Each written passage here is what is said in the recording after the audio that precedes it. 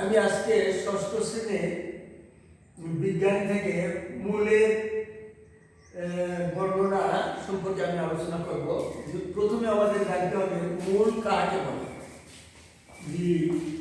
মাটির নিচের অংশ অর্থাৎ ভ্রূণ থেকে বের হয়ে মাটির নিচে যে অংশটা দেয়, মাটির নিচের অংশকে মূল বলা হয়।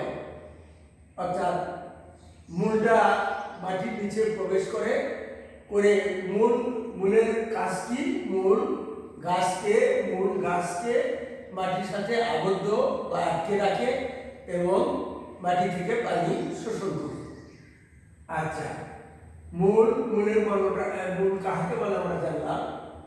তো মূলের যখন আমরা ছবি এঁকে এখানে আমি দেখানো হচ্ছে, দেখো মূলের 1, 2, 3, 4টা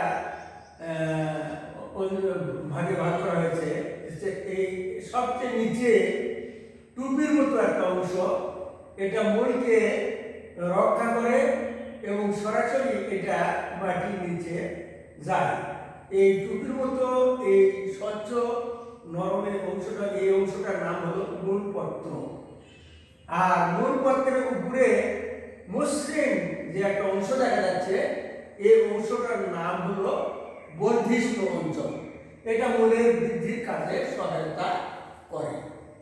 নেক্সট আসবো আমরা মূলের উপরে দেখা যাচ্ছে, দেখো মনোরম অসংখ্য গায়ে থেকে লোমসের আকৃতি বের হয়েছে, এগুলোকে বলা হয় মনোরম।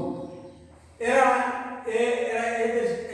মাটির সাথে আটকে রাখে এবং পানি শোষণে সহায়তা করে। আর উপরে অংশটা স্থায়ী অঞ্চল, এখান থেকে বড় মূল বের হয়ে মাটির সাথে আটকে রাখে। আচ্ছা, এই মূলকে আমরা যখন দেখবো মূলের প্রকারভেদ, এই মূল বিভিন্ন রকমের হয়ে থাকে। গাছকে ধরে রাখার জন্য গাছের প্রয়োজন অনুসারে মূল বিভিন্ন রকমের হয়ে থাকে, যেমন পানির আরোহী মূল, তারপরে কেয়া গাছের ঠেস মূল, বট গাছের ঝুড়ি মূল, আবার দেখো আম, জাম, কাঁঠাল গাছের মূল সরাসরি এরা মাটির নিচে প্রবিষ্ট হয়।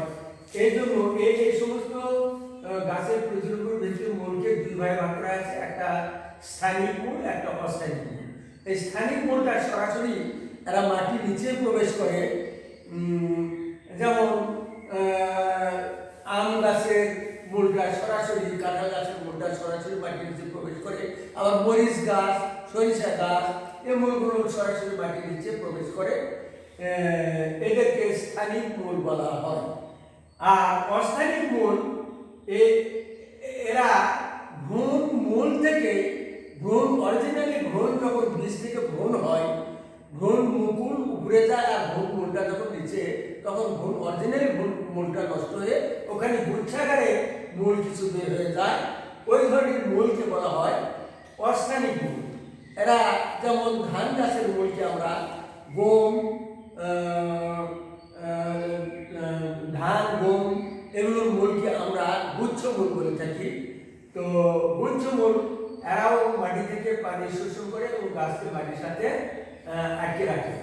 তাহলে এছাড়াও দেখা গেছে কিছু মূল, যেমন আরোহী মূল, সিম গাছের, তোমরা লক্ষ্য করেছো সিম গাছ, পান গাছ, এই গাছগুলোকে উপর দিকে